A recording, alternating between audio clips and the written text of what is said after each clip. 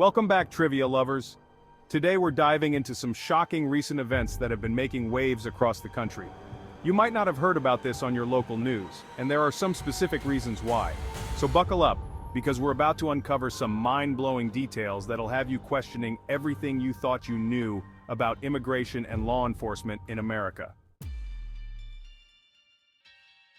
Picture this. A viral video showing heavily armed Venezuelan prison gang members going door to door inside an apartment complex in Aurora, Colorado. Sounds like something out of an action movie, right? Well, buckle up, because this is real life, folks. These aren't your average troublemakers. We're talking about alleged illegal immigrants from Venezuela, armed to the teeth and taking over not just one, but multiple apartment buildings.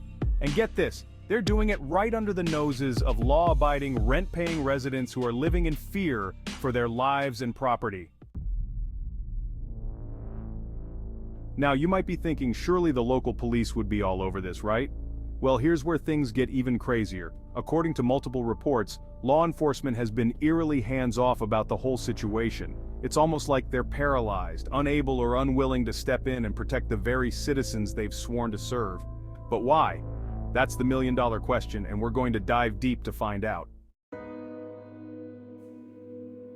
Remember back in 2020 when then-President Donald Trump warned about the potential for an invasion in suburban neighborhoods if Joe Biden were to be elected? At the time, many brushed it off as fear-mongering. But now, with these events unfolding in Colorado, it's hard not to wonder if there was some truth to those words. As soon as Biden took office, we saw major changes at the border, and now we're seeing the consequences play out in real time, right in the heart of America. But here's the kicker. Colorado isn't exactly known for being soft on crime. In fact, it's often referred to as a police state. So what gives? Why are we seeing such a stark contrast between the state's tough-on-crime reputation and this apparent hands-off approach to a serious threat? Let's break it down, shall we? We've got reports of these gang members spray-painting Venezuela on buildings, broken windows, trash everywhere, and armed men patrolling the properties like they own the place. They've allegedly beaten up staff members and are essentially running these complexes like their own personal fiefdoms. It's a scene straight out of a dystopian novel, but it's happening right here, right now, in the United States of America. Now, I know what you're thinking. This can't be real.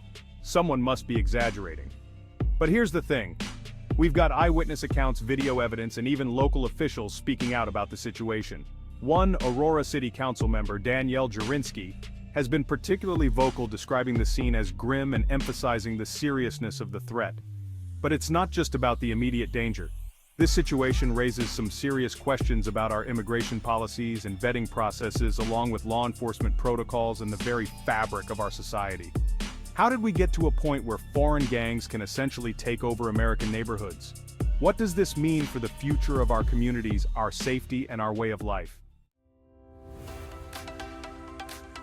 Now, before we go any further, I want to take a moment to remind you all to hit that subscribe button and ring the bell.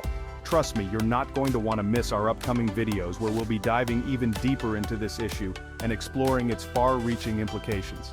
All right, let's get back to it. The response from local and state officials has been, well, let's just say it's been interesting. We've got the Aurora Police Department acknowledging the presence of these gangs, but downplaying their influence. Meanwhile, the mayor of Aurora, Mike Kaufman, is painting a much more serious picture, confirming that these Venezuelan prison gangs have indeed taken over multiple buildings and are even collecting rent from terrified residents. But here's where it gets really wild. There are whispers, and I stress these are just rumors at this point, that these migrants might have been placed in these apartments by federal agencies working with local nonprofits. Now, if that turns out to be true, it would raise some serious questions about the vetting process for asylum seekers and the potential unintended consequences of well-meaning immigration policies. On the flip side, we've got the office of Colorado Governor Jared Polis dismissing these reports as largely a feature of Danielle Jurinsky's imagination. Talk about a political hot potato. It's clear that there's a lot of finger-pointing and buck-passing going on, but where does the truth lie? And more importantly, what's being done to protect the innocent residents caught in the middle of this mess?